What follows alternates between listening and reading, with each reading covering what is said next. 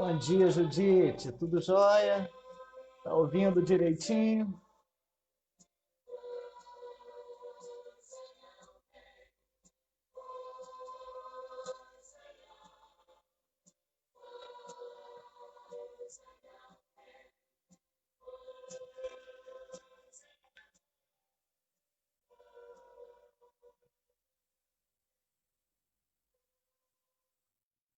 E aí, Judite, tudo jóia? Tá dando para ouvir direitinho? Dá um retorno pra gente. Ah, que beleza! Daqui a pouco nós vamos começar o nosso estudo de número 13 da Escola Dominical.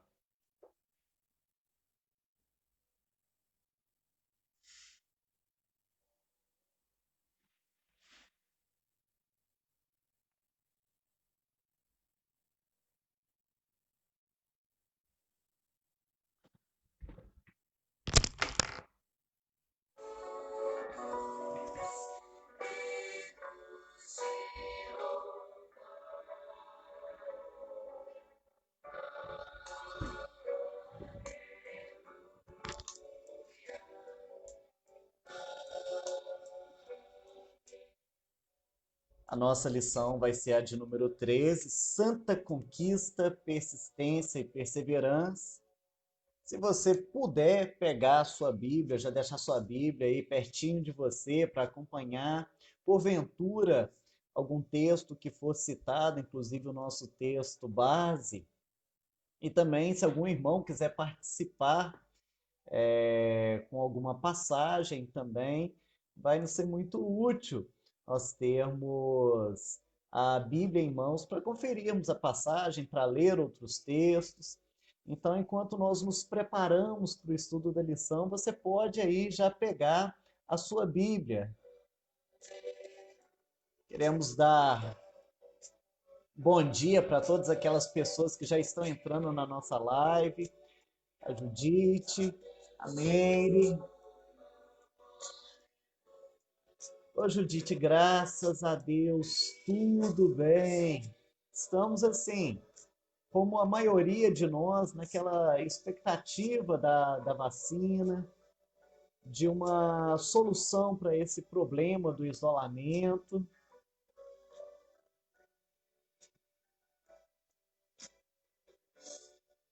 Como é que está a cidade de Manhumirim? Eu penso muito na cidade de Manhumirim, porque saiu daquelas enchentes e dali a pouco entrou no isolamento. Olá, mãe, bom dia. Nós estamos nos preparando para daqui a pouco começarmos o nosso estudo da escola dominical. Você pode utilizar aí os comentários para a gente participar de uma maneira mais dinâmica. Estou vendo aí o presbítero Jefferson conosco. Jefferson, eu estou estudando uma maneira de nós utilizarmos uma outra plataforma durante a transmissão das nossas escolas dominicais e cultos. E se nós tivermos êxito na nossa nova plataforma, nós vamos poder contar com participações durante a nossa transmissão, como por exemplo, contar com você aí com louvor. Aí na hora a gente já sai da nossa tela, já entra aí na sua câmera. Vamos ser aí agraciados com louvor, depois entramos novamente na palavra. Nós estamos estudando essa possibilidade para futuras transmissões.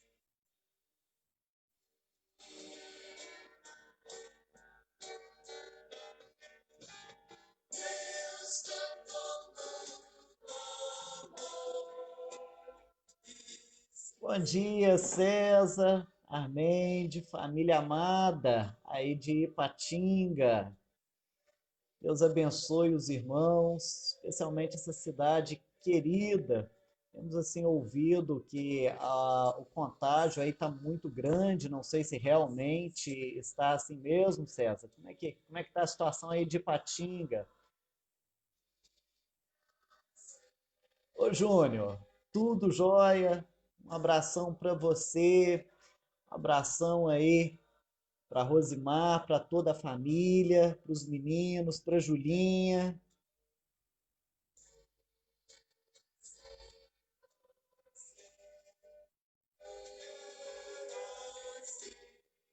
Edir e Xará chegaram aí na sala também. Nós já estamos nos preparando para a nossa escola dominical. Na semana passada nós tivemos participações, eu acabei não vendo nos comentários. Hoje eu acredito que esse problema já está resolvido. Eu já vou conseguir ver os comentários. Inclusive na hora dos ovos, teve muita gente falando da esquerda ou da direita e eu não tinha visto. Hoje você tem a liberdade de falar, de comentar, de perguntar. William, bom dia.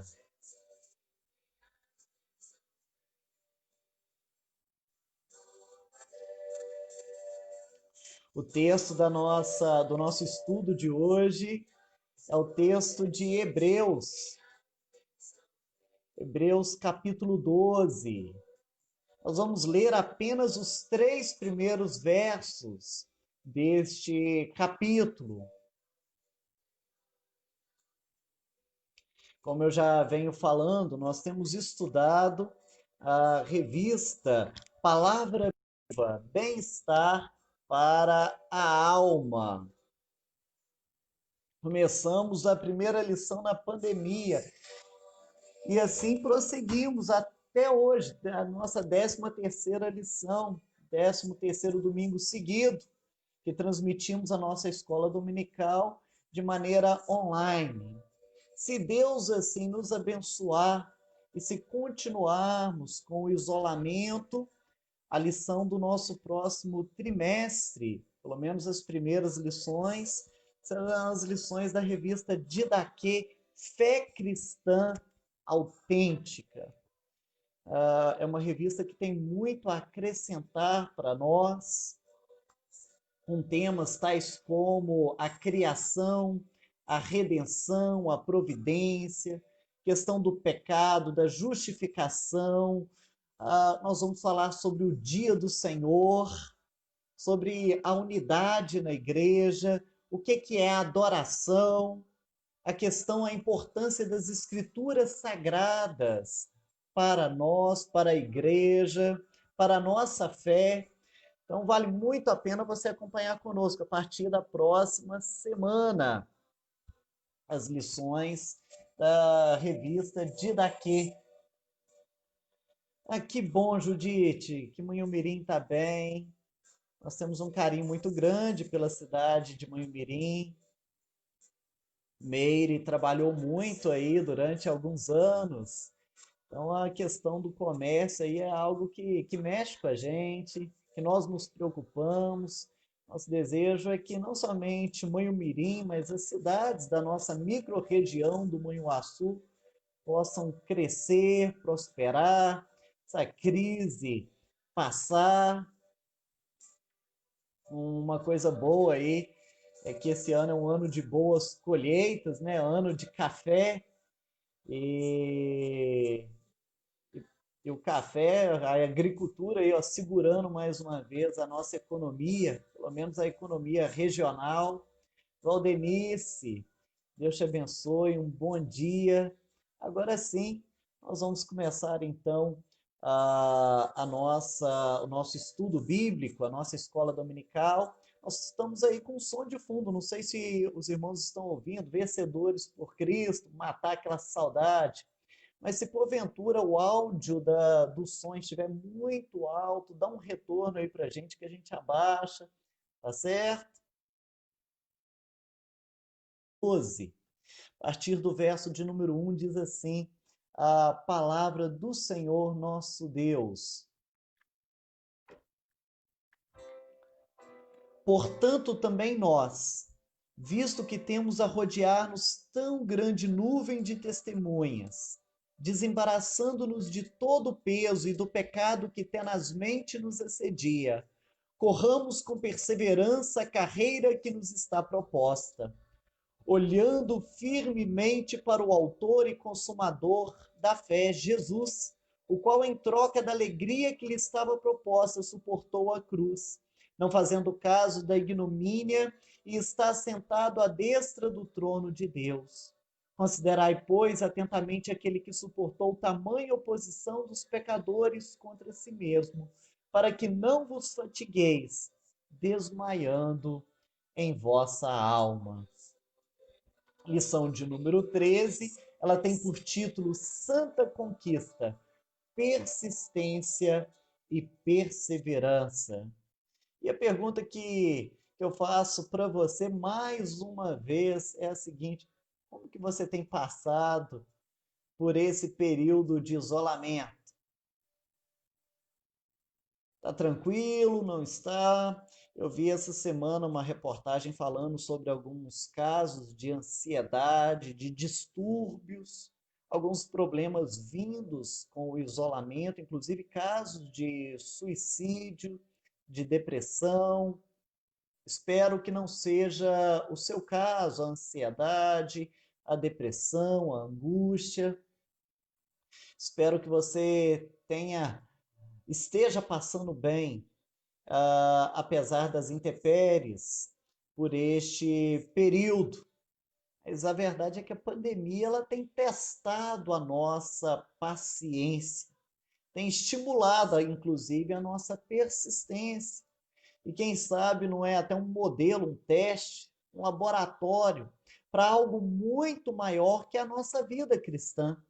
A santidade ela está ligada e muito ligada à paciência, à persistência, à resiliência, àquela ideia firme de ir, de prosseguir e de perseverar. Inclusive o texto que nós lemos, ele fala sobre isso. Fala sobre correr a carreira que nos está proposta com perseverança. Se você olhar aí no texto básico, que é o texto de Hebreus, você vai ver aí o autor, nós não sabemos com certeza quem é o autor dessa carta, mas ele falando sobre correr com perseverança. Bom dia, Kênia. A Meire está aí junto conosco na nossa live. Com certeza ela já viu o comentário também, Kênia. Como é que está a colheita do café aí? Tá corrido, tá sofrido? Espero que esteja aí tudo muito bem. O povo hebreu, ou o povo, o destinatário da carta aos hebreus, eles estavam passando por uma perseguição naquela época. Era tempos difíceis. E perseguições vindas de todos os lados. Era perseguição dos próprios judeus contra judeus helenistas. Era perseguição do Império Romano, inclusive a grande maioria dos estudiosos, eles datam essa carta aos Hebreus justamente naquela época de perseguição ao cristianismo, dada por Nero. A verdade é que estava muito difícil de manter-se nos padrões exigidos por Deus. E é exatamente com esse contexto de perseguição, de dificuldade, de sofrimento, que o autor da carta então escreve dizendo: olha, nós temos que correr a carreira que está proposta, mas de uma maneira perseverante, desembaraçando de todo peso, de todo pecado que tenazmente nos assedia, e a ideia aqui é a ideia da persistência. E essa ideia ela não vem só no capítulo 12. Quando a gente olha o capítulo 11, a gente encontra aqui a galeria dos heróis da fé. Daqueles que olharam para aquilo que estava por vir, para aqueles que tinham convicção de fatos que não se veem. Capítulo 11 de Hebreus é um capítulo muito conhecido que fala sobre homens que venceram, homens que foram motivados pela fé e tiveram a persistência necessária. Mas quando a gente olha para a história dos heróis da fé, nós vemos pelo menos duas coisas. A primeira delas é a realidade das lutas. Se você é uma pessoa de fé, você também vai enfrentar lutas, você vai enfrentar dificuldades, você vai enfrentar problemas, você pode enfrentar perseguições. Hoje em dia, o evangelho tem sido mascarado por uma por uma por uma palavra de vitória ilusória, uma palavra de vitória que te isenta de tribulações e de problemas, dando-nos a entender de que realmente nós vamos aí trilhar vitórias com sabor de mel. É bem verdade que nós temos uma recompensa lá na frente, mas isso não significa que no momento atual estejamos isentos das tribulações, das dificuldades, das perseguições, dos reveses. O capítulo 11 de Hebreus nos mostra isso, a realidade das lutas. Inclusive, quando nós olhamos o versículo de número 35 e seguimos a leitura a partir do verso de número 35, nós vemos o seguinte relato. Alguns foram torturados, não aceitando o seu resgate, para obterem superior ressurreição. Outros, por sua vez, passaram pela prova de escárnio e açoites. Sim, até de algemas e prisões. Foram apedrejados, provados, cerrados pelo meio, mortos a fio de espada, andaram peregrinos, vestidos de peles de ovelhas e de cabras, necessitados, afligidos, maltratados. Eu acredito que essa propaganda ela não apareça na televisão, dos canais evangélicos de hoje em dia. Imagina aí o sujeito dando declarações: eu estou sendo perseguido, eu estou necessitado, eu estou arrebentado, meus familiares já foram aí mortos, presos, eu sou a igreja cristã, ou eu sou um cristão. Isso não daria ibope nos dias de hoje. Eu não vejo nenhuma igreja colocando propagandas desse tipo. Na verdade, infelizmente, o que nós temos visto aí são pessoas falando assim: eu estava no vermelho, eu estava numa pior, e as coisas melhoraram para mim a partir do momento que eu cheguei na igreja. Agora eu sou dono de uma empresa, eu saí do vermelho, agora eu já estou aí com empresas, com franquias. Olha, Deus pode abençoar, Ele abençoa mesmo. A gente tem que tomar muito cuidado com esse triunfalismo, com essa ilusão de prosperidade, porque a Bíblia fala sobre o sofrimento, sobre as lutas e sobre as dificuldades que nós enfrentamos. Capítulo 11 vai falar da realidade dessas lutas. Eu acabei de ler esse capítulo.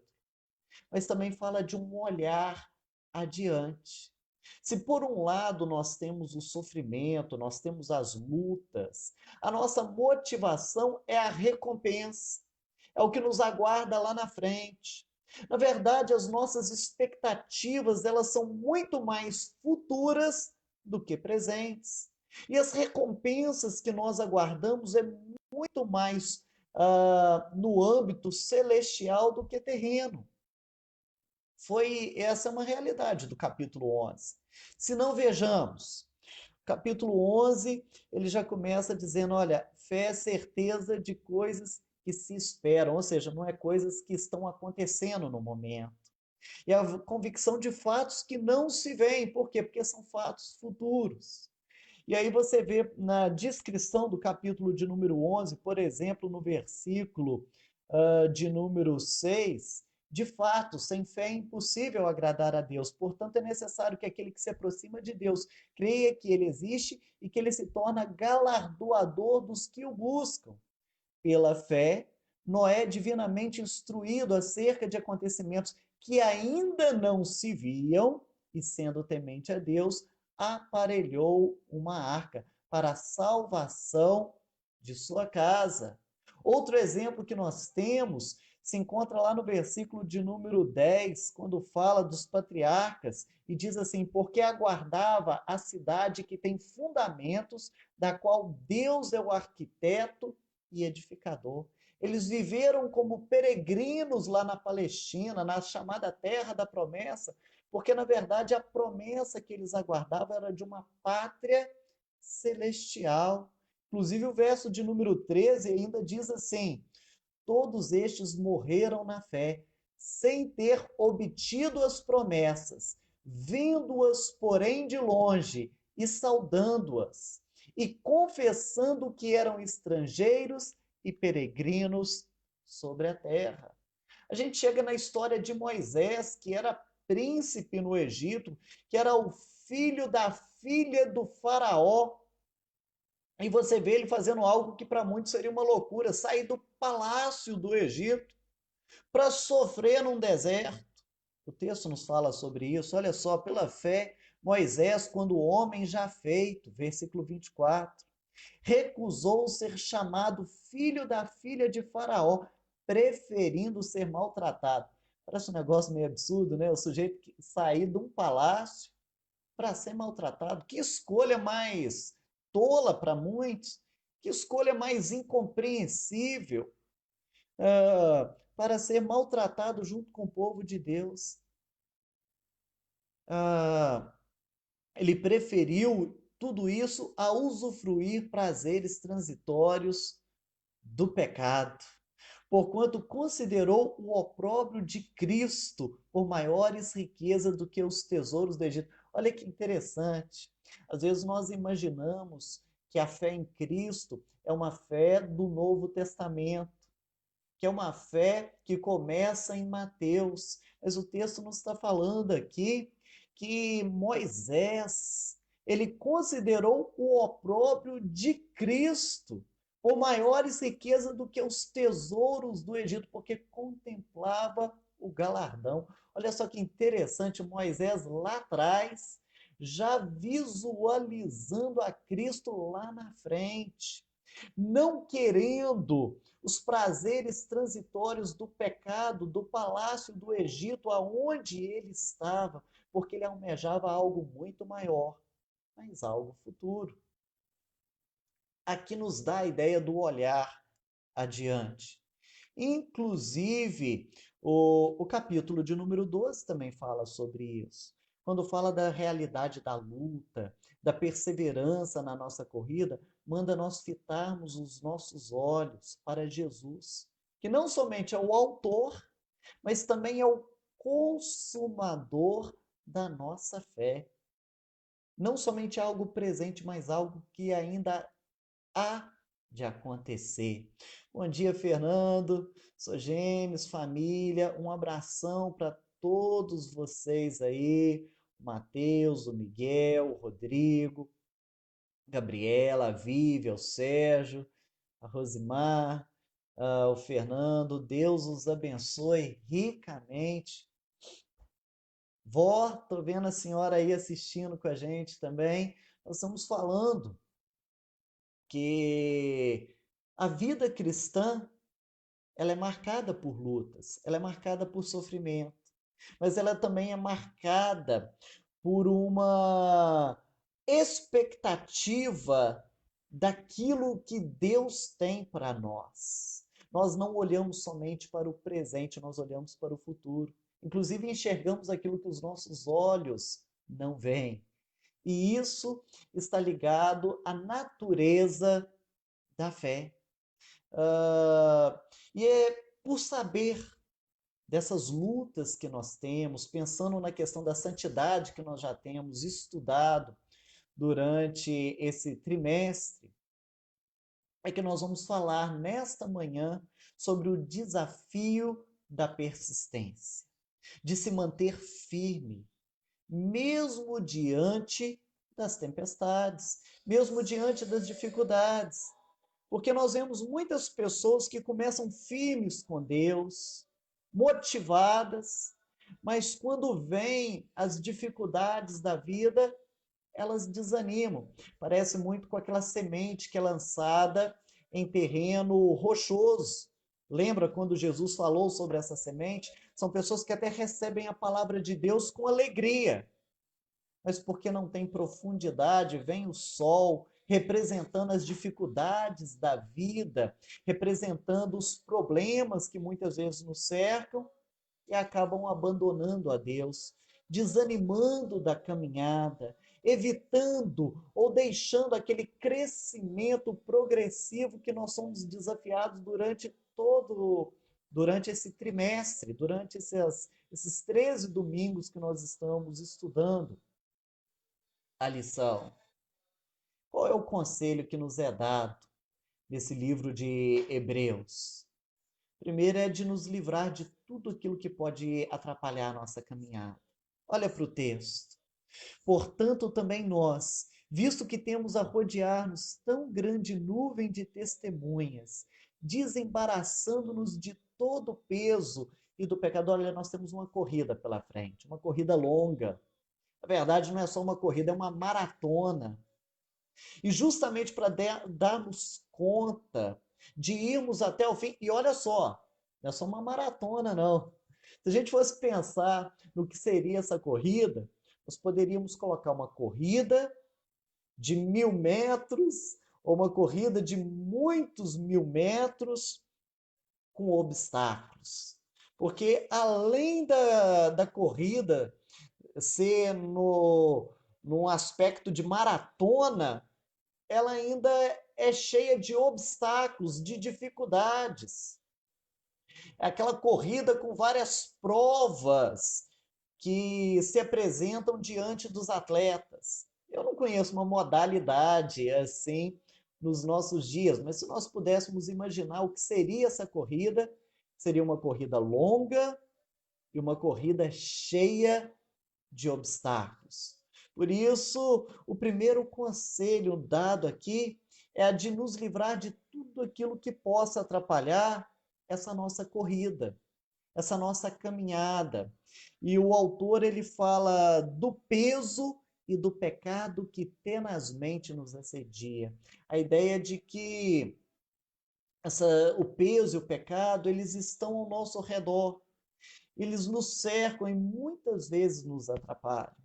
E o que vem a ser peso e pecado? Eu já falei sobre isso em uma outra gravação, mas para aqueles que ainda não ouviram, existe uma diferença entre peso e pecado.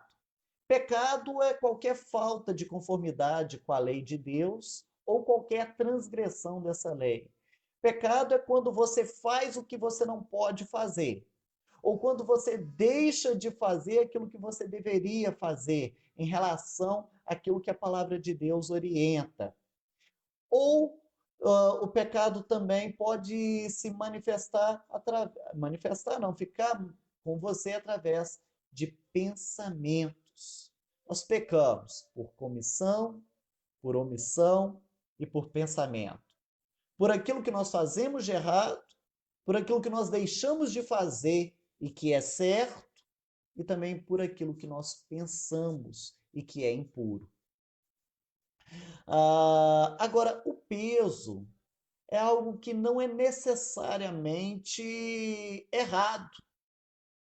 Você não está pecando por conta do que é esse peso, mas esse peso pode se tornar um pecado na sua vida. Deixa eu te explicar melhor para que você possa entender. Pensa numa corrida. Você não é você não é proibido de correr com blusas. Se você quiser correr aí com 3 blusas e com um casaco, você pode correr. Mas a sua caminhada, a sua corrida vai ficar comprometida, não vai? Então é melhor você tirar as blusas. É melhor você tirar esse peso. Você não é proibido de correr com uma mochila nas costas, mas essa mochila pode atrapalhar a sua corrida. Peso é tudo aquilo que não é pecado, mas pode te atrapalhar. Quer ver?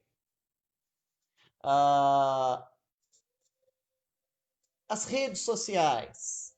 Rede social, você ter uma rede social é pecado? Não, não é. Você pode ter uma rede social. Agora, por exemplo, nós estamos falando através de uma rede social. Eu estou utilizando o Facebook para falar com você.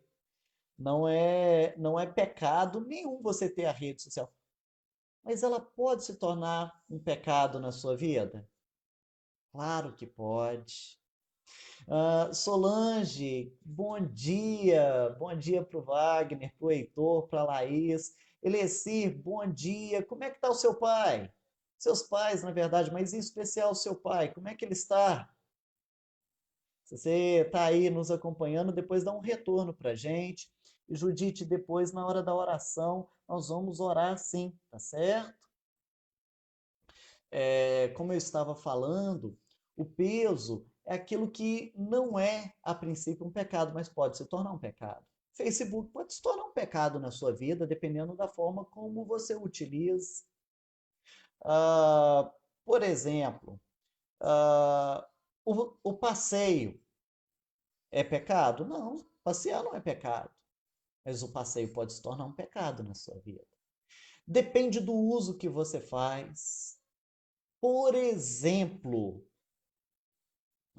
uma faca. Uma faca pode ser um instrumento de bom uso, você pode utilizá-lo para preparar o seu alimento. Você também pode usá-la para matar alguém. Está entendendo o que eu estou falando? Pesos são coisas que não são em si pecados, mas que podem se tornar pecado na sua vida. Tem gente, por exemplo, que gosta de futebol. Eu gosto muito do futebol. E o futebol não é pecado, não tem problema nenhum você jogar bola. Mas eu conheci pessoas que, por conta do futebol, pararam de frequentar a igreja, pararam de ter comunhão com Deus e se afastaram de Deus por conta do futebol. O que era, o que não era pecado se tornou um pecado, porque começou como um peso. Então o texto está falando que nessa nossa corrida cristã, nós devemos nos desvencilhar de todo o peso e de todo o pecado que tenazmente nos assedia. E isso nós vamos fazer de maneira individual, porque pecado é pecado para todo mundo. Ah, roubar é pecado para todo mundo. Matar é pecado para todo mundo. Ser maledicente é um pecado para todo mundo. Agora, peso não. Às vezes as riquezas podem ser um peso na sua vida e podem se tornar pecado na sua vida. Lembra da história do jovem rico? O jovem rico, ele disse que não adulterava, que não roubava, que cumpria os mandamentos. Mas quando Jesus virou para ele e falou assim: então vamos fazer o seguinte: pega metade do que você tem e dá aos pobres. E depois você me segue. Ou senão pega e vende o que você tem, na verdade, e dá aos pobres, depois me segue. E diz que aquele jovem ficou entristecido porque era dono de muitas propriedades. Jesus ali estava só testando o coração dele. Não é que a pessoa não pode ter riqueza. O problema é que aquele jovem, ele servia muito mais a riqueza do que a Deus. O interesse dele era muito maior com a riqueza do que Deus. O que foi peso na vida daquele jovem não foi peso, por exemplo, para Zaqueu. Quando a gente vê a história de Zaqueu e de quando ele recebe a Jesus, ele fala assim de maneira espontânea: ó, Senhor, eu resolvo dar a metade dos meus bens e naqueles a quem eu roubei, eu vou restituir 4 vezes mais. Ou seja, para Zaqueu, o dinheiro não era um peso nem um pecado. Peso é tudo aquilo que te atrapalha na caminhada. E às vezes nós temos que ser radicais. Jesus ele chegou a dizer no Evangelho o seguinte: olha, se a tua mão ou se o teu olho te faz pecar, arranca e joga fora. Ele não está dizendo isso, obviamente, de maneira literal, mas dizendo da radicalização. Às vezes você tem que tomar uma atitude. Eu conheço pessoas, por exemplo, que disseram o seguinte: olha, a partir de hoje eu vou parar de jogar bola, porque eu tenho visto que eu vou jogar bola, depois eu vou para o churrasco, depois eu entro na bebedeira, depois eu faço coisas que eu me arrependo, e isso está sendo um entrave na minha vida. E ele tomou a decisão de largar o futebol. Assim, agora eu vou parar. E ele parou. Eu não estou dizendo que você tenha que fazer isso, mas ele reconheceu aquilo ali como um peso na vida dele. E por reconhecer aquilo ali, ele acabou abrindo mão. Esse é o grande desafio. Na nossa caminhada cristã, se nós queremos ter persistência, nós devemos nos aliviar de tudo aquilo que pode nos cansar, de tudo aquilo que pode atrapalhar a nossa corrida, de tudo aquilo que pode comprometer o nosso desempenho. E isso também é possível não somente desembaraçando do peso e do pecado, mas olhando firmemente para Cristo, entendendo que a nossa meta é Cristo, que a nossa vitória está em Cristo. O que é a minha e a sua vitória? É ter o carro do ano? É ter uma casa muito boa? É conseguir cifras milionárias? É ter uma saúde inabalável? Tudo isso podem ser coisas boas na nossa vida. E nós podemos almejar essas coisas. A gente tem que entender que a nossa vitória, aquilo que a gente não pode abrir mão, aquilo que a gente tem que ter realmente, é Cristo nas nossas vidas. Isso é olhar firmemente para o autor e consumador da fé, Jesus. E quando a gente olha dessa forma para Jesus, nós inclusive temos condições de enfrentar o sofrimento. E o que eu estou dizendo aqui nessa manhã como sofrimento? Sofrimento é você receber o que não se deseja, enquanto aguarda o que não se consegue. Conseguiu perceber? Sofrimento é receber o que não se deseja, enquanto aguarda o que não se consegue. E essa definição que eu estou dando aqui de sofrimento, ela cobre as perdas que nós enfrentamos na vida, as feridas, as dores, emoções, fraquezas. Está ligada a experiências de rejeição, injustiça, desapontamento, desânimo, frustração. E o sofrimento, muitas vezes, ele é alvo de animosidade, de ridicularização, de crueldade, de calúnia. O sofrimento, ele envolve tudo aquilo que leva uma pessoa a desejar, muitas vezes, gritar, correr, se esconder ou até morrer. E nós todos somos passíveis disso. E nós devemos estar atentos, porque nós não estamos somente passíveis ao sofrimento, mas nós vamos ter. O Senhor Jesus, ele disse: no mundo tereis tribulação. Até porque a tribulação nos molda, a tribulação nos faz crescer, a tribulação nos faz entender a dependência que nós temos de Deus, a tribulação nos faz solidários uns com os outros. A tribulação nos faz enxergar como realmente nós somos.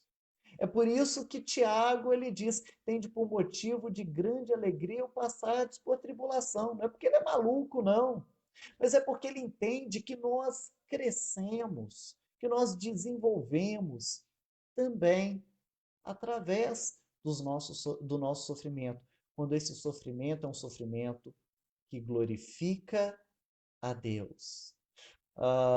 Inclusive, eu vi nessa semana que passou, uma ilustração muito interessante. Não somente o reverendo Josimar ele colocou no Facebook dele, mas eu vi outros pastores e outros irmãos também colocando.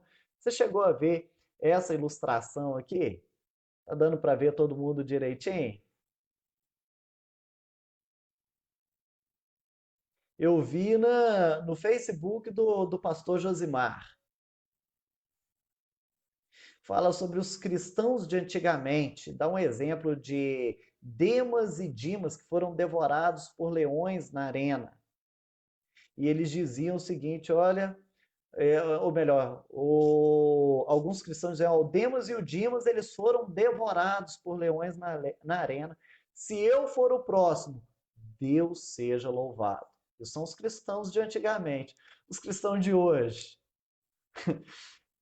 Ai, o pastor nem me cumprimentou. O que está falando isso?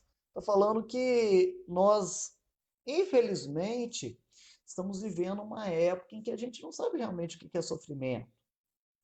Alguns cristãos, como os que nós lemos aqui em Hebreus 11, cerrados ao meio, presos, que sofreram provas de escárnio e açoites, algemas e prisões, apedrejados, provados, mortos ao fio da espada.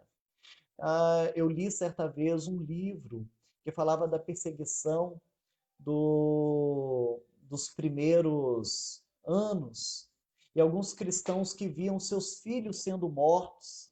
E enquanto os filhos iam sendo mortos, eles diziam: olha, negue a Cristo e nós vamos livrar vocês. Eles eram colocados em covas, iam sendo jogado terra em cima deles, eles foram enterrados vivos. E muitos, unidos, cantavam hinos glorificando a Deus. Será que nós encontramos cristãos assim nos dias de hoje? Será que realmente nós estamos preparados para enfrentar as adversidades dessa forma? A santidade, ela envolve isso. Tem muita gente que começa bem a carreira, mas não completa a carreira. Tem muita gente que começa firme com Deus, mas não persevera. Para a gente falar um pouquinho, chegando aí no final da nossa escola dominical, fazendo uma espécie de um resumo do que eu gostaria que nós entendêssemos nessa manhã acerca dessa corrida cristã. Eu quero dizer que essa corrida cristã é uma corrida com preparo. Por quê? Opa, a Judite disse que o vídeo pausou. Pausou para todo mundo aí o vídeo? Judite, daqui a pouco vai melhorar, então. Parece que é só no seu caso aqui, hein? Se alguém mais tiver notado que o vídeo pausou. Mas o que eu estava dizendo, resumindo o nosso estudo de hoje, a corrida cristã, a perseverança cristã, ela passa pelo nosso entendimento de que essa corrida é uma corrida com preparo. Em que sentido? Você não pode correr de qualquer forma. Não adianta você se aventurar na santidade se você não se preparar para isso. É por isso que o texto fala que nós devemos desembaraçar de todo o peso e de todo o pecado. Você tem que se livrar do peso e do pecado. Olha na sua vida o que está te distanciando de Deus. Olha na sua vida o que está te afastando do Senhor. Coisas às vezes que nem são pecado em si, mas que estão tirando a sua comunhão, estão tirando o seu tempo com Deus. Desembaraça dessas coisas. Lembre também que essa corrida é uma corrida possível. Talvez você pense: não, pastor, eu não dou conta de correr essa corrida, não. Eu não dou conta de levar uma vida santa, não. Eu não dou conta de fazer o que Deus espera de mim. Esse mundo é muito difícil. A minha situação é muito complicada. Pense que essa corrida é uma corrida possível e isso é mostrado no capítulo 11 de Hebreus. Por que o autor de Hebreus faz essa galeria de heróis da fé? De pessoas de carne e osso como eu e você? Para mostrar que se eles venceram, se eles conseguiram, nós também conseguimos. Eles não são maiores nem melhores que nós. Se pela fé eles venceram, pela fé nós também podemos vencer. Quando você estiver desanimando, lembre-se disso. Outros que correram antes de mim conseguiram dizer, tal como o apóstolo Paulo: combati o bom combate, completei a carreira, eu fui até o final e guardei a fé. Se eles conseguiram, nós também conseguimos. Foram homens iguais a nós, semelhantes, com as mesmas fraquezas, vivendo às vezes situações até de perseguição maiores. Então lembra disso, é uma corrida possível. Agora se prepare entendendo que é uma corrida longa. Essa corrida cristã está mais para uma maratona, para uma corrida de São Silvestre. Não é aquela corrida que você sai igual doido, desesperado, e você diz: eu vou vencer a corrida, e você pega todo o fôlego que você pode e sai disparado. Corrida de 100 metros é assim. Você dá tudo que pode de uma vez só, porque são apenas 100 metros. Agora, numa maratona é diferente. Quem já acompanhou uma maratona vê que o atleta, ele não dá tudo que pode. Às vezes ele faz isso nos metros finais, mas ele vai mantendo um ritmo, porque ele sabe que ele tem que chegar até o final e que a caminhada é muito longa. Entenda isso. Eu já vi muita gente com muita empolgação, que vai com muita sede ao pote, mas não consegue perseverar. Não coloca um fardo muito grande para você, não. É muito mais importante a constância do que a quantidade. Por isso que, por exemplo, lá na igreja, nós desafiamos os irmãos a orarem todos os dias 3 minutos. 3 minutos é muito pouco tempo, não é verdade? Mas por que a gente colocou pouco tempo? Para que haja condições de se fazer todo dia. Porque melhor que a quantidade é a constância. A nossa luta é uma luta constante. É igual uma pessoa que fala assim, não, agora eu vou fazer isso, e junta muita coisa, dali a pouco se sente cansado. É um maratonista que sai disparado. Eu lembro de uma vez, numa social, numa confraternização que nós fizemos, nós tínhamos uma corrida com a igreja, e eu não calculei bem a distância dessa corrida. Eu achei que eu poderia sair disparado nessa corrida. A corrida era uma determinada distância, ida e volta. E eu lembro que na hora que falou já, eu saí correndo, mas correndo desatinado. E na ida eu cheguei em primeiro, mas botando grande distância mesmo do segundo lugar. Mas já na volta eu já não estava aguentando. E aí eu vi pessoas me ultrapassando. E eu mesmo não aguentei chegar até o final. Foi até engraçado naquela ocasião, porque estava passando um rapaz de bicicleta, eu peguei carona com ele na bicicleta para terminar o percurso. Por quê? Comecei de uma maneira muito exagerada e não consegui manter a constância. Então lembra que essa corrida sua é uma maratona. Vá com calma, mas não deixe de andar. Não deixe de se aproximar de Deus, não deixe de estar na presença do Senhor. Lembra que essa corrida é uma corrida condicionada por Cristo. O que eu estou querendo dizer por condicionado? Quando eu falo de condicionado, eu quero dizer da ação de condicionar, de providenciar o necessário para a realização de alguma coisa. Nós corremos porque nós olhamos firmemente para o autor e consumador da fé. Se nós não olharmos para Cristo, nós não concluímos essa corrida, nós somos dependentes de Cristo. Ela é condicionada pelo suporte, pela providência. Aprenda a depender de Cristo. Que seja Ele o seu meio e que seja Ele também o seu fim. Corra sustentado em Cristo e corra olhando para o alvo, que é Cristo. Muitas vezes nós desistimos na nossa caminhada, porque nós olhamos muito mais para as pessoas do que para Cristo. Inclusive, eu já vi gente deixando a igreja, deixando a comunhão com Deus por conta de outro parente, ou por conta de um outro irmão da igreja, ou por conta de uma outra pessoa, ou por conta de uma situação. Por quê? Porque olha muito para as situações, olha muito para as pessoas, mas não olha para Cristo. Tenha Cristo como seu foco. Olha para Ele e você vai poder andar por cima das águas. E lembre-se que essa corrida é uma corrida já corrida. O que eu quero dizer com isso?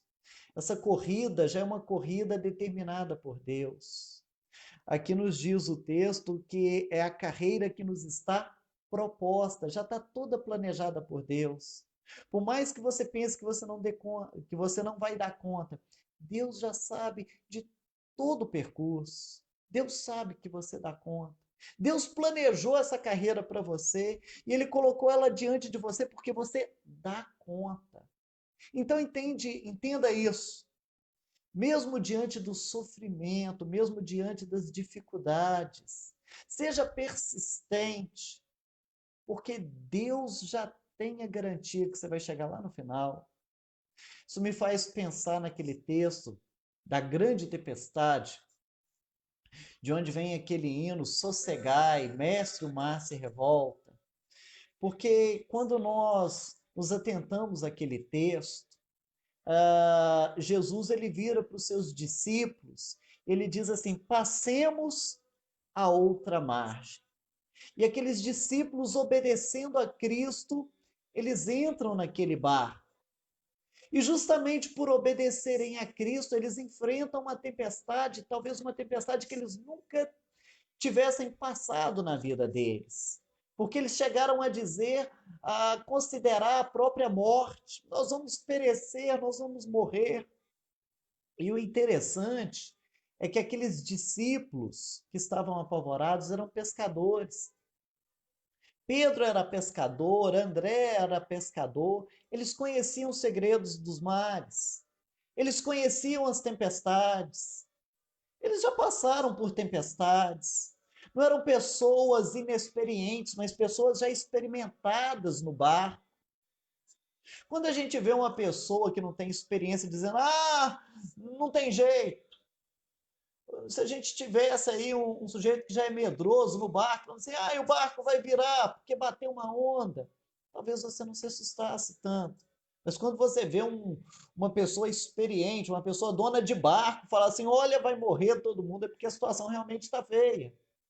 E eles entraram naquela tempestade, talvez a maior tempestade da vida deles, porque eles tomaram a decisão de obedecer a Cristo, porque quem mandou eles entrarem no barco foi Cristo. Contudo, quando Jesus mandou eles entrarem no barco, Jesus já havia falado: passemos para outra margem. É por isso que eles são acusados de falta de fé. Por isso que Jesus diz que eles precisavam desenvolver aquela fé. Porque Jesus já tinha falado que eles iam chegar a outra margem. Jesus já havia falado, passemos a outra margem. O que isso significa? O que isso deveria ter significado para aqueles discípulos? Olha, não importa a tempestade que venha, não importa a situação que apareça, ainda que abraçado nos destroços do barco, nós vamos chegar do outro lado, porque Jesus já havia falado desde o início que nós vamos atravessar para outra margem. De igual forma, a minha, a sua corrida, não é uma corrida da qual Deus está fazendo um teste. Deus já tem sua corrida toda programada. A sua carreira ela já está proposta, ela já está determinada. Então corra confiante, sabendo que por maiores que sejam os obstáculos, Deus está ciente de cada um e Ele te acompanha em cada um. Da mesma maneira como Cristo sofreu, mas foi paciente, venceu e hoje está assentado à destra de Deus Pai, nós também seremos vitoriosos. Talvez não nessa corrida, nessa caminhada, mas em relação àquilo que nos aguarda. Ô Judite, coloca aí para mim novamente o nome das pessoas das quais você pediu oração para que nós possamos orar nesse momento, fazendo favor. Se você também que está nos ouvindo tem algum pedido de oração, nos comunique para que a gente possa orar nesse instante.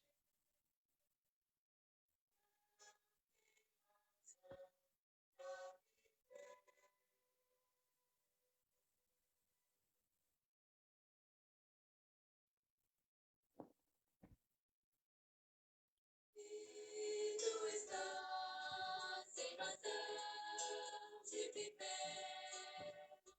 procure amor de meu bem. Ercília e Sidneia, e o Tiago, os sogros Valfir e Francisca, e Maria e a minha cunhada Adélia. Vamos orar sim, vamos orar também pela Adriana, Xará e Edir.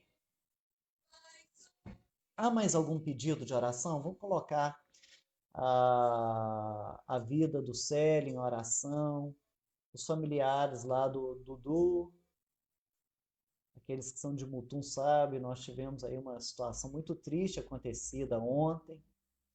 Nós vamos orar. Convido você a fechar os seus olhos, mas eu não vou fechar os meus, não. Talvez um outro estudo a gente até fale sobre isso. Se eu fechar os olhos, eu não vou conseguir ver os pedidos de oração.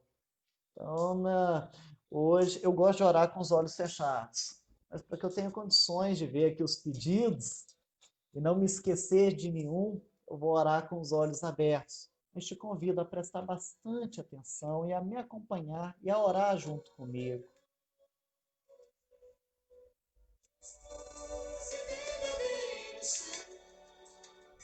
Os teus caminhos.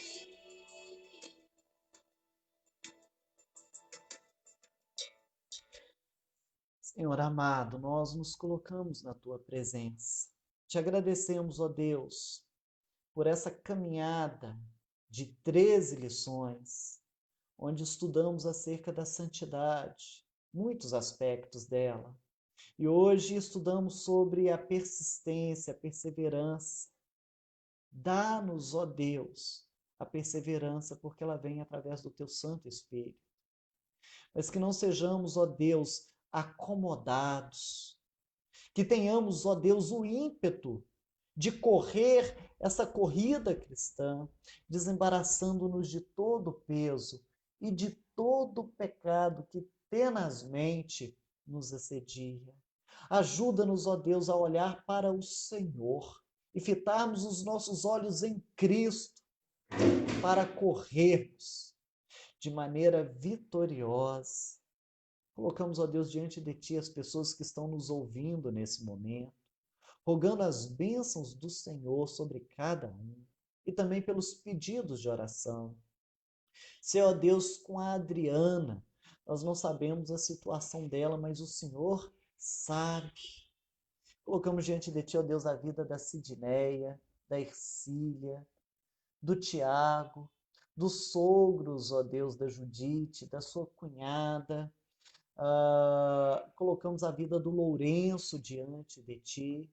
Nós não sabemos exatamente quais são as situações, mas o Senhor sabe.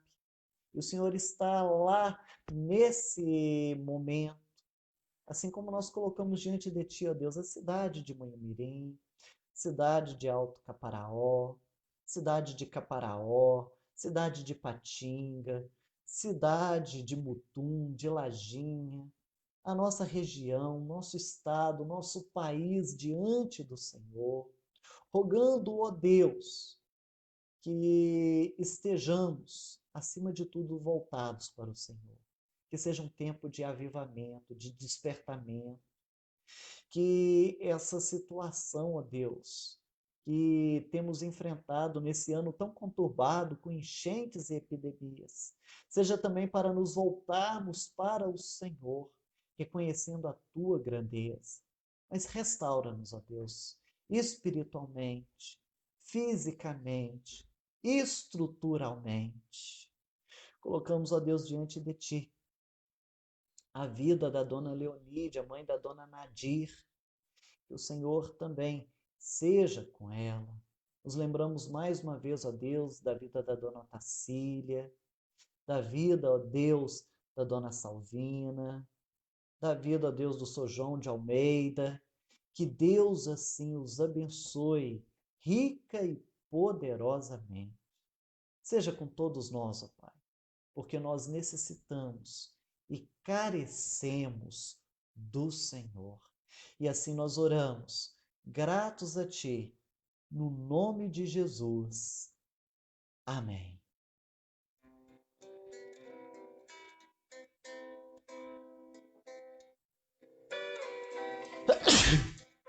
Não é corona não, viu, irmãos? Que Deus abençoe a cada um.